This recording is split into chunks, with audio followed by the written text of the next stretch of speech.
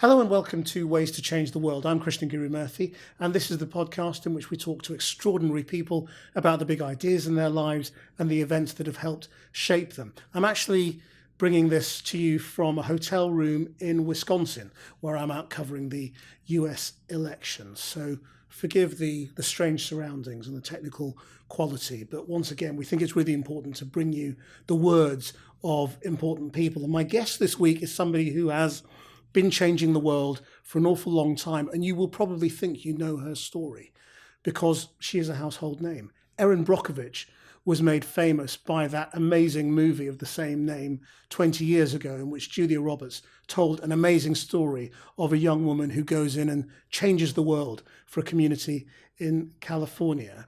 She's now got a book out which aims to continue that struggle and to help people change their worlds. Erin Brockovich, 20 years after that film made you a household name, and not just a name, but as you say in the book, a verb.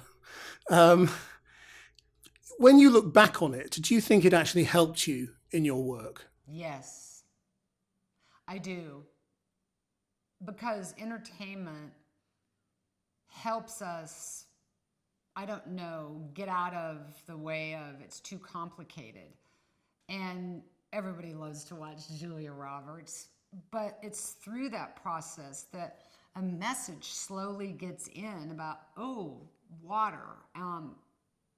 I knew that it was going to make some change when I went to the movie theater by myself, sat in a corner, and watched the people and their reaction. And on the way out, the comments. Gosh, is that really going on? Wow, it's based on a true story. Maybe that is happening. I wonder if it's happening to us. Can you believe she did that? Oh my gosh, maybe I can do that. So that kind of comment that I was hearing made me feel hopeful because it is, and that film touched upon all of us. And I think that it gave a good platform for us to begin a conversation. Here we are 20 years later about water, environment, and most importantly, a message that, I don't know, don't always judge a book by its cover. We underestimate people.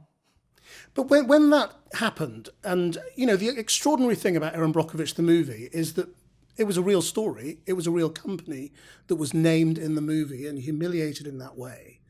Did you think that it would deliver more change more quickly than it did? That's an excellent question. Yes.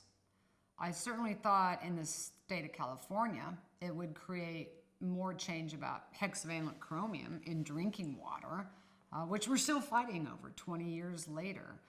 I thought that it would create more change about agencies and how they handled these issues.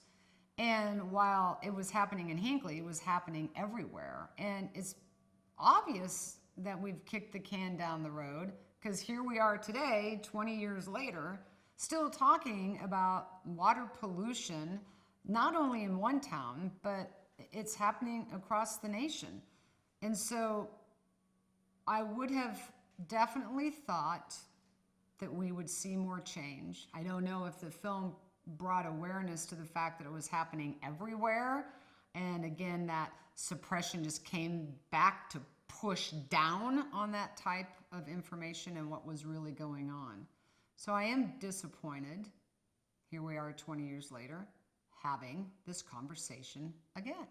And do you think that's because when it comes down to it, the money involved is so big that's all the big companies really care about, rather than the public humiliation? Well, it's always been that way. It's all about the money and the profits on the upfront, and damn the people.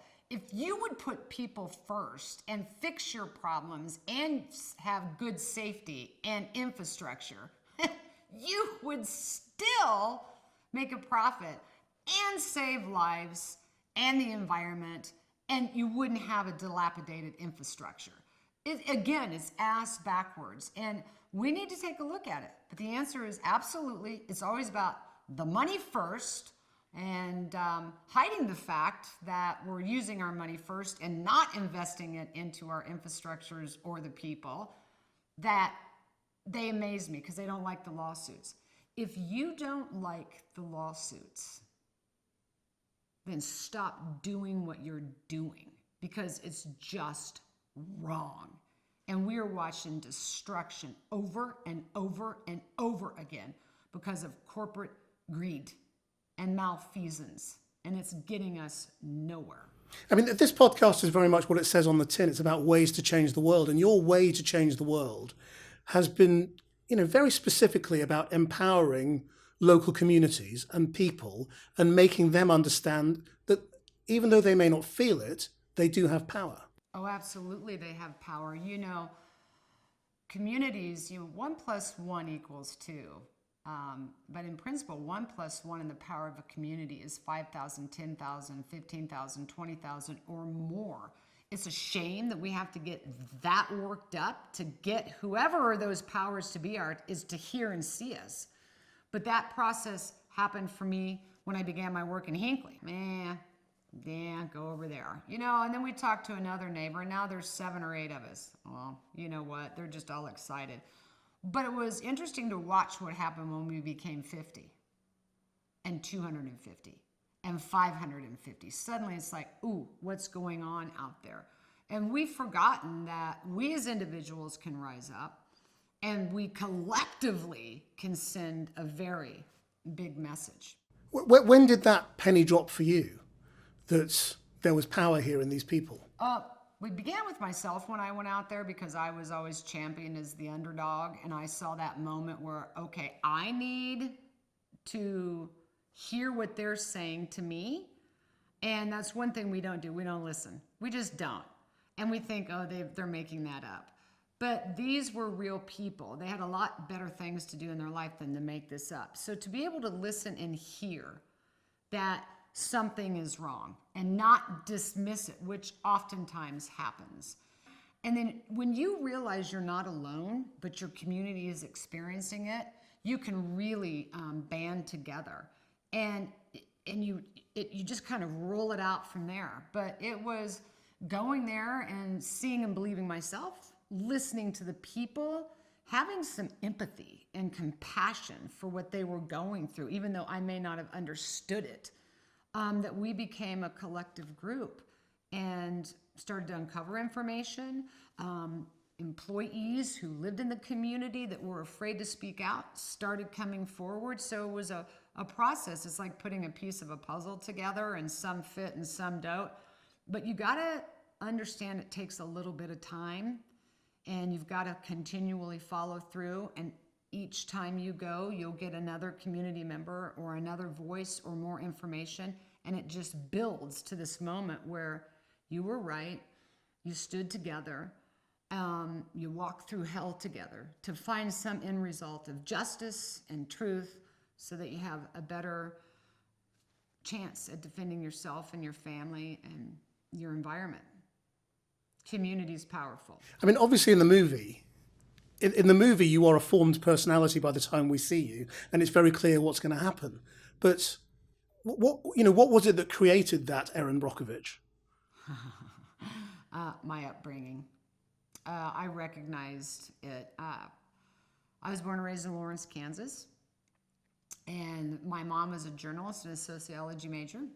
My dad was a mechanical engineer. He actually ran the pipelines for Citigroup. And he always taught me about the environment and the importance of water. And my mom was always my cheerleader because I'm a dyslexic. I always felt defeated. And I'd come home and my mom would teach me about having stick-to-itiveness. She taught me that just because I was different didn't mean I was inferior. My father taught me about honesty and communication and the value of your family and your health and your environment. And so the struggle was real for me as a dyslexic because I was labeled, I was judged, I was put in special classes, I was in a box, and I didn't want to be there because I knew who I was and how I could punch out of there. So my whole life was kind of in motion. I didn't even realize it for me to stumble into Hinckley. And one of the first things that I saw and felt there it became very eerie for me was suppression.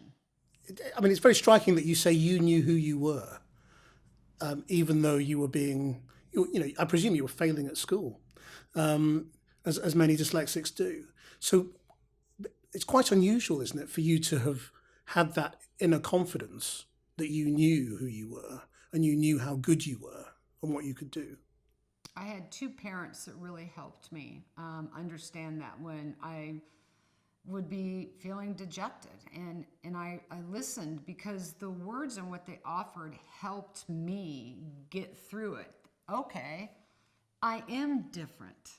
That's a good thing if you ask me, but I didn't have to interpret it as bad or inferior. And one thing I've learned is oftentimes because we think we're different or inferior, we pull back, is to how do we find a way to embrace who we are?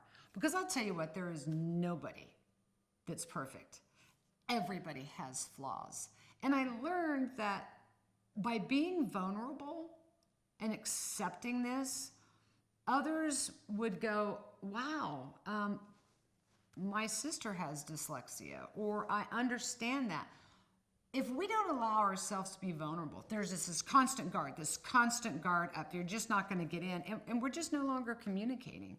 And so I learned that I had to accept I'm flawed, I'm imperfect, I'm vulnerable, but I also had to accept that is okay, and to keep going on out there. And it was my shield. My mom used to always say, you have to be a duck and let the water roll off your back. But there's a lot of reasons why we aren't speaking up, and it's our own self-doubt. And I learned through the people of Hinckley. I've learned in every community I've been in. I've watched it happen. I've learned it from my own experiences. I see when the light comes on, and I'm like, yes. And that moment isn't waiting for someone to tell you to do it, is that you own it. You know it. You're you, flawed and all, that you can pick up the ball. And once you get in the game, you got to understand, you might get pushed back on. You can count on it. You can count on it. You're going to get pushed back. So what? So what if you fall? The message is pick the ball up again. Get back in that game and go rush 50 yards. And see, when you do, each time you do that, you get a little more strength, a little more confidence, a little more empowerment. This is about how we perceive who we are as a person. And oftentimes we're all aspiring to be what? This perfect what? I mean, I talk to people all the time about assessing who you are. And that assessment isn't about how much money you have in the bank account or the car you drive. And I know we all do like things and nice things, but assess who you are, that character and that person. And even though it may not be perfect, getting behind yourself, getting behind your decisions, and trusting what you see and what you're experiencing. So oftentimes we stand in our own way. So were you as desperate for the job as Julia Roberts portrayed you when you got that job with Ed Masry? Oh, yes. And so here we go again to everything we're talking about. I had to dig down in there and say, no, I got this. And you know what? I am educated. I don't have a PhD. And at that time, I was a single mom. I had 3 kids. I didn't have the education that you would need to be in the law. But I took a skill. I'm a mom. I have dyslexia. I've fought my way through that I can do this. And when I first got the job with the law firm Masry and Vitito, it became a people thing because, see, I would listen. I understood. I've been there. I didn't judge it. And therefore, the clients started acting with me very well. And that is when Ed, had the issue in Hinckley and he hadn't been able to go out there, that I got him to let me go out there and let me continue to go because he saw something that wasn't just about this idea of you have to fit in this box to have this job, but rather he saw a person that had gumption, that needed to work, but had empathy and had a set of common sense skills and an intuition that he knew was there, and he let me be that person and go do that job. So let's talk about this book that you've just brought out, Superman Isn't Coming, and start with the title. I mean, because you might take that as rather discouraging and dejecting, but it's intended, it seems to me, quite the opposite way. I've worked with communities and I've seen them over and over and over again. Well, the EPA is here. We're saved. No, that isn't what's going to happen. I mean, in the book, Superman's Not Coming, we explain to you a system that either by design isn't working or whether it's inept, but we don't understand how it's working. We just think it's going to be here to save us. And I see the community's face. They go white. And I'm like, but you're here. Look at all of us here in this room, and let's start working our way through this. I can see the light bulb kick on for the minute that they're in the room together. They're like, I didn't know your well had that reading. Well, I didn't know your well had that reading. And then someone says, I live 2 miles down the road. I have the same problem in my well. So all of a sudden you can see the momentum go. Or the mother say something about a child and an illness, and another mom's like going, oh my gosh, see, I thought I was crazy. I didn't know you were going through that. You can see what starts to happen. And then at that point, I'm like, all right, Superman's not coming, but we're here. And so my whole work has led us to this moment. There's this idea, all of us have it, that someone's got our back. I think we've been built that way, to think that agencies and oversights and committees and officials and governors, and again, I don't want this to be about everybody's bad, but it's been a way by design that we think that is there to protect us. And we've lost ourselves in realizing we have to be aware too, and we have to protect ourselves. So Superman's Not Coming does feel daunting, but at the same time, if you read the book and you look at the communities and you see how they rise and you find your voice, it's very hopeful. If we think Superman is coming, then I'm going to tell you, I think we still have a problem. But if you realize that he's not, but that we're here, that's the hope that can keep us moving forward, is just the fact and the acknowledgement. I'm really kind of frustrated. I thought you had my back. That's a kick in our gut. But that rather, we have to turn within and we have to join with our community, that we can find the power, and it will be okay if Superman's not coming.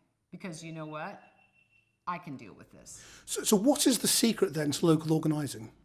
You know, how do you actually get people together and get them to believe that they can do something? You know, when you get into the community, knowledge is power. And oftentimes people, they're concerned, they don't want to talk about it, they don't want to hear about it. So accept that. And you know, if you just push and push and push and push something down someone's throat, the other side gets upset. I mean, we're watching that happen now. It's just push this way, push that way. Give them a moment to digest the information that you've given them. I did this in Hinckley. Get your facts together. I have found that we are visual, we're tangible, and being able to take a document and let somebody look or read and go, are you kidding me? And giving them an opportunity to digest it and then come back, that you can gain trust with your community or that neighbor or that city council. So be prepared, do your research. Knowledge is power. Give them a moment to digest. And it's okay if they have a different opinion. Go to the next person. Give that person a moment to digest it. They will usually come back. And it's a process of just building through the community. But know going in that you're going to upset somebody possibly, that you're telling them information that they're afraid of, they don't want to know, and let it sit for just a minute. We just don't have to keep doing that. but keep coming back, keep collecting information, and get your facts together. Separate fact from fiction and do your research, have it prepared, do a community meeting. Don't expect everyone to be on your bandwagon right away, but you yourself have to know what you've found, what you've discovered. And when you get the community together, they'll oftentimes slowly start coming out and sharing the exact same information. And then the whole it just kind of rolls from there. Because it seems to me that the way you have operated, or the way it was portrayed in the movie, certainly, and the way you write about it, is it seems very much about one-to-one human interaction. It is not the way current campaigns are run through social media and the media. There's quite a distinct difference in the way, your kinds of, legal cases operate. It's a huge difference. It's the social media and running things that way. I have to see and touch and feel. We are disconnected from the environment already. We get disconnecting from ourselves. We are humans. And there is nothing like being on the ground in that place, feeling someone's energy, seeing their frustration, feeling that moment that they cry, understanding that they're afraid, being able to say yourself, I feel the same way too. Oh my God. And the common bond you create, and the trust and the compassion and just being able to hold someone's hand and say, I can't imagine. How can I support? And we could get through this together. There's nothing like it. You can't replace that. And social media, while it's a very good thing where we can find each other again and create a platform and movement, the disconnection from each other, I think that is the thing that has been the hardest for all of us in COVID. We need each other. We are humans. We share love and energy and compassion and empathy. And together we find hope. And being separated from each other, I think is a disaster. And you need to have your feet on the ground. You need to have skin in the game. You need to touch, feel, experience.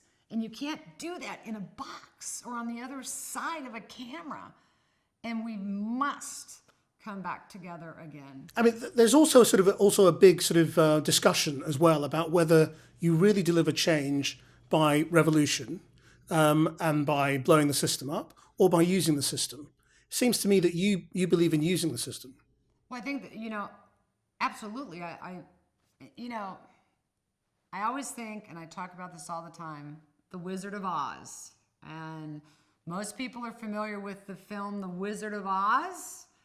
I grew up in Kansas, so I'm fascinated with it. And I always thought I was Dorothy, on my journey. But what I'm really fascinated about, and I think if history repeats itself, or I would say to you we're in a parallel moment, it's right now. And it's with The Wizard of Oz. But you got to read the book written by L. Frank Baum and why he wrote it. There's a whole political allegory to it. You can find it on Google and read it and research it yourself. It's fascinating. But he wrote the book as a way during the pre-height of the Industrial Revolution in America, as a way to teach his children the power of individualism and thinking for oneself in a world that would increasingly begin to speak for you. So that is the Industrial Revolution. Technology and social media, has that been our revolution? That has now found us where we are. And because, Wizard of Oz, Dorothy was on the journey, and the Scarecrow and the Tin Man and the Cowardly Lion, they all have a representation. You've got to really read the whole political allegory. I can explain it to you. But that it was about following the yellow brick road, which was the gold standard, the path of money. It was about following the wizard and setting the whole scenario up, that is the person that will save you. And then they got put to sleep in the poppy fields. And I wondered, did we get put to sleep? during the revolution of the Industrial War. And did we become disempowered? Did we get comfortable? Did we get complacent? Have we bought an illusion? And social media is a new revolution. I don't know, has it woken us up? We're able to access more information. We're able to find more fraud. We're on Google. We're visually seeing the things that are going on. That becomes the revolution, where we are getting ready to bust through and figure out exactly what they did in The Wizard of Oz. They had forgotten they had a voice and a heart and the courage and the brains. And when they recognized that, they found their way back. And I just can't help but think, the Industrial Revolution, the revolution of technology and what is really given to us and where we are, that shift is going to happen. We're at that fork in the road. And it helps us move into the future. But quite specifically, I mean, you've decided to take these causes on and deliver change through the law, through using the rules that we all are supposed to live by. A lot of people just want to tear it all down. Why have you chosen using the rules against those people who are abusing them rather than tearing the whole system down? So let's talk about the new Green Deal that everyone talks about. Because if it's never all or nothing, right? And if we look at the Green New Deal, and I appreciate that we have to change a lot to move forward into, because we have the climate issues, we have the polluted water, that it's obvious the planet is in peril, how we can change that. There is some good infrastructure left, and to build upon that, so to make the structure that we have better and stronger, but not status quo. And so for me, it's never been all or nothing. It's never Republican or Democrat. It's, what is this, throw the baby out with the bathwater? I mean, and so it's coming back to a place that is realistic and working together on a system that's here, but can stand reform. I had this conversation with Ed Masry. Before the movie came out and during the case. Everyone told Ed he could not do it because of statute of limitations, which by law said never going to happen. So Ed said the whole thing's going to have to, forget it, Erin. I just spent a year of my life and we're not going to be able to go forward. And I'm like, are you kidding me? Whoa. Wait a minute, Ed. We're sitting in your law library amongst all these law books. You tell me how every one of these laws came to be. Somebody challenged it. Somebody created it. Somebody wrote it. Somebody reformed it. Because that's what the law is. It's a constant influx. I guess you disappoint me. I didn't think you were that kind of attorney, Ed. And he looked at me, and I could tell when he was mad because his ears would move back. But he went back. And he came in and he challenged that statute of limitation. And he was able to show how they hid what was really going on that got us into court. Oh my gosh, somebody just sent me a whole Democracy Now! Journal about what I actually did in Hinckley and continue to do is illegal. Because of a law, an antiquated law sitting on the books that once you join the community, you can't talk. You're doing an illegal act. What? So all these things that were created 100 or so years ago, these laws can be challenged. In Flint, Michigan, they've been through hell. And here we were with a lead and copper rule that stated you only had to test for lead in a municipal system once every 4 years, and you can average the samples. Oh my gosh, well, that's a good way to not find out what's going on. But that lead and copper rule has been challenged, and that policy is now going to change. But yet there's still some good policies that are solid. And the ones that aren't, we need to build upon and make them better. Absolutely. You're never going to convince me that it's just right or left and that this law can't be challenged, because it can. And we can't look at policies that are antiquated or no longer serve us and reform them. That's what we're supposed to be doing. And do you find it easier or harder to actually recruit individual people now? Because I mean, I'm out here covering the election, and I can't remember a time when people were so cynical and skeptical about the system and politics. A time where so many conspiracy theories seem accepted by, by people who you would otherwise think were sort of completely sort of normal, reasonable people, coming out with these crazy ideas of sort of, really far out conspiracy theories about the system and how it's all rigged and fixed and all the rest of it. And I just wonder whether you sort of encountered that as well, as you sort of bring people together, that, the internet and social media and all the rest of it has had quite a corrosive effect on people's belief in their ability to change things. It can, but I generally find more that also think, oh, that's gone too far this way or that way, and now we're not listening.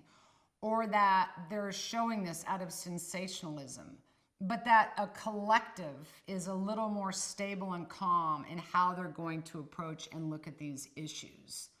And that clearly exists. And here we are talking about the conspiracy theory. It's this or that. But I do believe, and we have to, I remember the elections with Gore and Bush, and not going down into that community. You have to let that community sort it out. And we never want to allow people to sort it out, because I guess it scares us to trust that could happen. But I think that will happen, that the community as a whole will maneuver around, work with each other. They'll say things, they'll have their ideas, but somehow the consensus, they seem to get it to work out within their communities. Now, this is a huge election year, and I'm well aware of what's going on. And I do worry. And it's not going to be one way or another here. Somehow we will build upon what we have.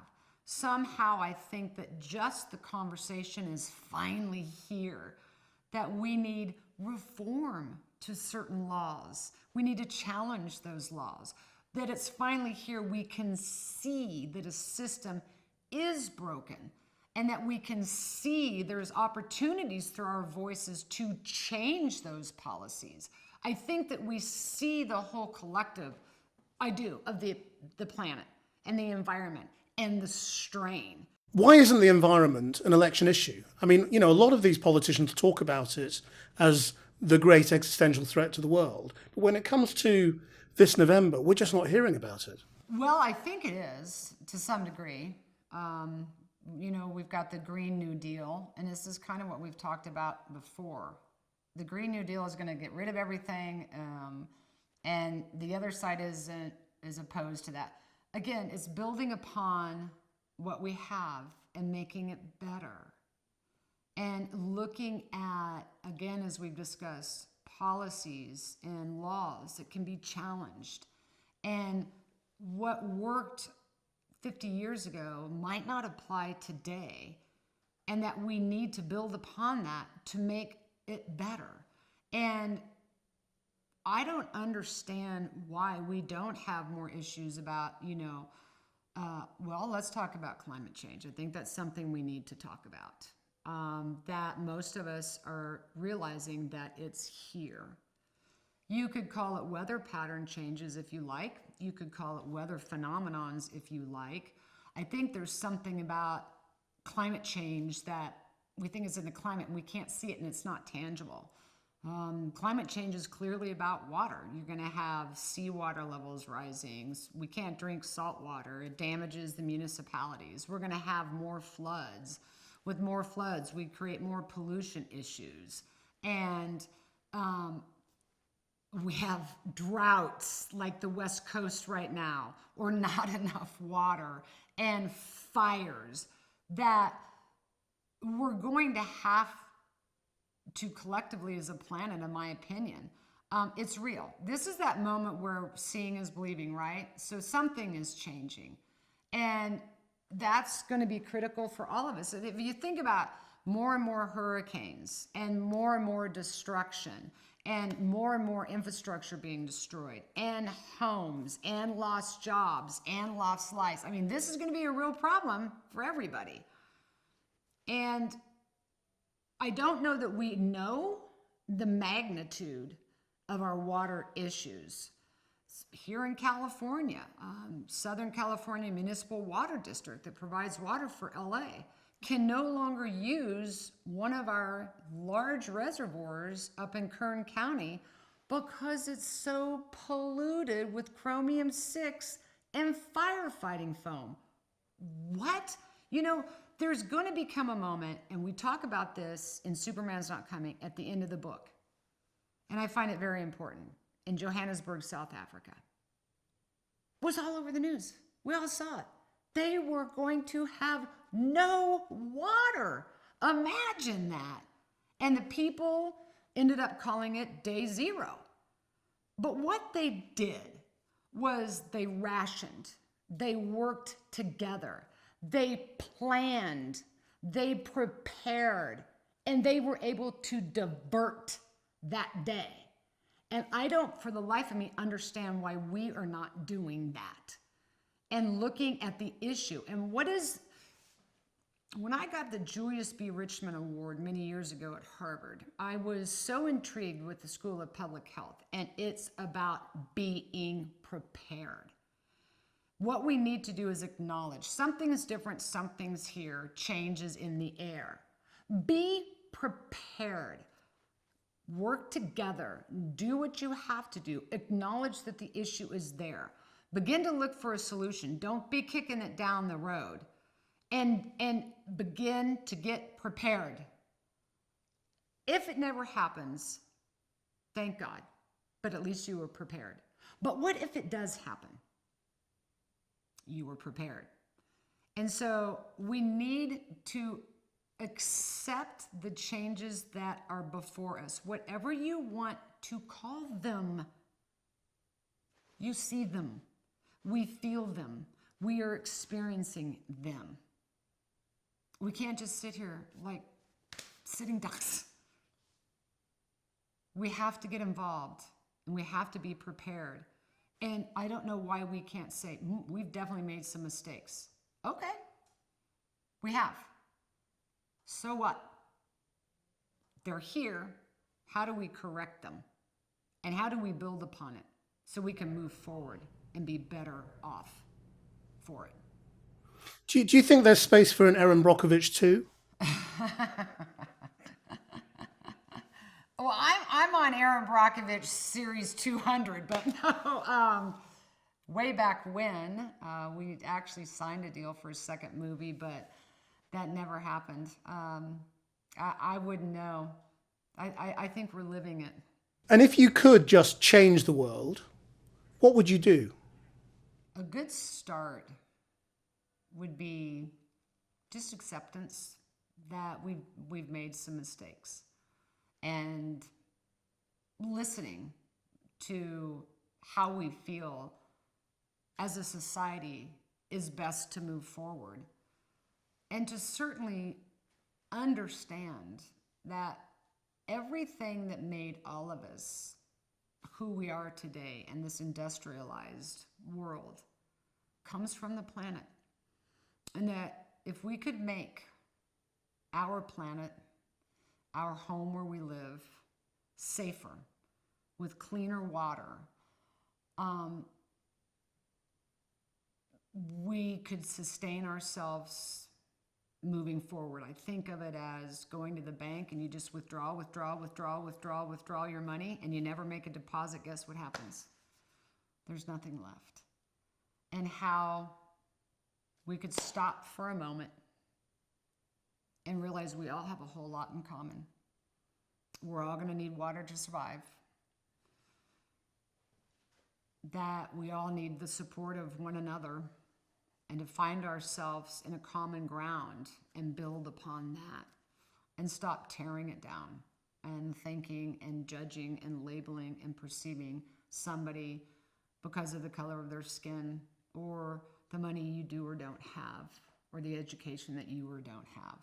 That we all as people with compassion and thought and common sense and stop the finger pointing and I'm on the playground with you bullying 5-year-old and get busy being human and get busy working together for a very common goal. And that's water and the planet we live on and the future of our health. And with that, I think you'll find a strong economy.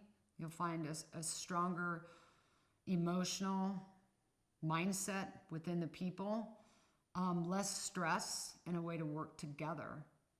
Erin Brockovitch, thank you very much indeed for sharing a story we thought we knew, but there's so much more to it, and your ways to change the world. I hope you enjoyed that. If you did, then please do give us a rating and a review. You can watch all of these Ways to Change the World interviews on the Channel 4 News YouTube channel. Our producers are Sarah Goff and Rachel Evans. Until next time, bye-bye.